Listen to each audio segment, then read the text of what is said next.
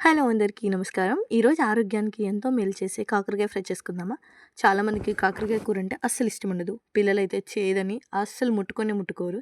చేదు లేకుండా టేస్టీగా కాకరకాయల్ని ఫ్రై చేసేసుకుందాం.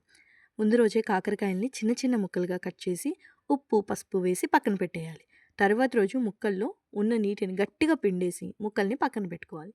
మిక్సీ జార్లో వెల్లుల్లి రెబ్బలు ఒక 5, తగినంత ఉప్పు, 2 టేబుల్ స్పూన్ల కారం, అర టీ స్పూన్ జీలకర్ర వేసి గ్రైండ్ చేసి పక్కన పెట్టుకోవాలి. మీకు ఇష్టం ఉంటే వీటిలో చట్నీ పప్పు అంటే పుట్నాలు కూడా యాడ్ చేసుకోవచ్చండి.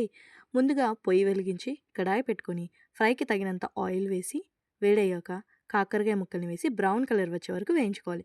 ఇక్కడ మా మమ్మీని నేనే వంట చేసేది వీడియో తీయంటే తీస్తున్నాను. మూత పెట్టి బాగా మగ్గించుకోవాలన్నమాట. బ్రౌన్ కలర్ వచ్చాక కొంచెం పసుపు, కొంచెం ఉప్పు, ఆల్రెడీ ఉప్పు మనం ఇందాక వేసిన కారం తయారు చేసుకున్నాం కదా అందులో ఉంటుంది. అయినా కూడా కొంచెం వేసుకోవాలి. అప్పుడే బాగుంటుందన్నమాట. బాగా కలుపుకొని ఇంకా కొంచెం ఫ్రై అయ్యే వరకు పక్కన పెట్టుకోవాలి. ఆ తర్వాత ఇందులోనే కొన్ని ఉల్లిపాయ ముక్కలు, మా దగ్గర ఉల్లిపాయ లేదు కాబట్టి నేను ఉల్లిపాయ యాడ్ చేయలేదు. ఉల్లిపాయ ముక్కలు అండ్ కొంచెం కరివేపాకు యాడ్ చేసుకొని బాగా ఫ్రై చేసుకోండి.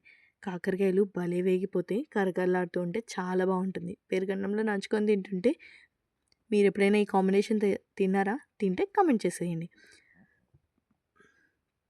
బాగా వేగిన తర్వాత మనం ముందుగా రెడీ చేసి పెట్టుకున్న కారాన్ని వేసుకోవాలి. పుట్నాలు వేసుకుంటే ఇంకా టేస్ట్ అదిరిపోతుంది.